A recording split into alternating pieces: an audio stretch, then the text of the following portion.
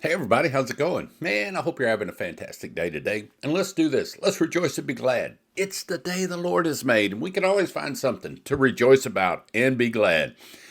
You know, I have to think that this verse, John 3:16, is probably the most famous verse in all the world. I mean, you see it everywhere. You can see it on billboards.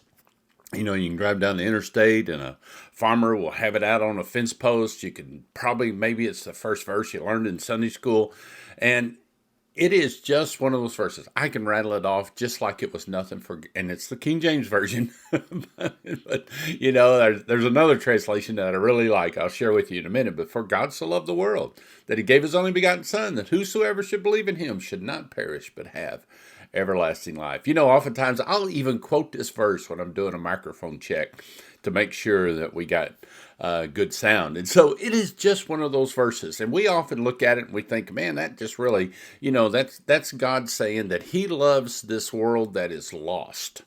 But I want you to take that to a step further and look at it at your own self, that God loves you even though he sees this at its worst. So before you was even born, I want you to imagine this. Before you was even born, back at the beginning of time, that God had a plan that he was going to send Jesus, his son, to save you from your sin. And even when we're at our worst, God is still there just to love us and to care for us, and we can turn our back on God, but God still loves us. We can just reject God, but God still loves us. We can say no to God, but God still loves us. There is nothing that could separate us from his love. Now you think, man, that's just, how is that possible? It's because God is love, and God loves you unconditionally. We don't have to we don't have to go to church so many times. We don't have to give so much money. We don't have to say our Hail Marys. We can just let God love us. Now, here's the great thing about that.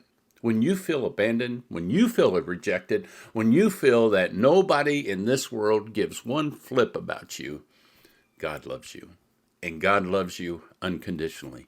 And again, you don't have to be something special. God loves you just for who you are.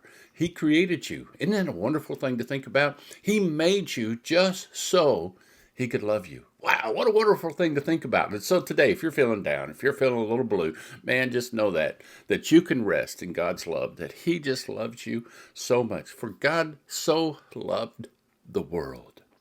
Listen to the way this other translation says it. For this is how God loved the world.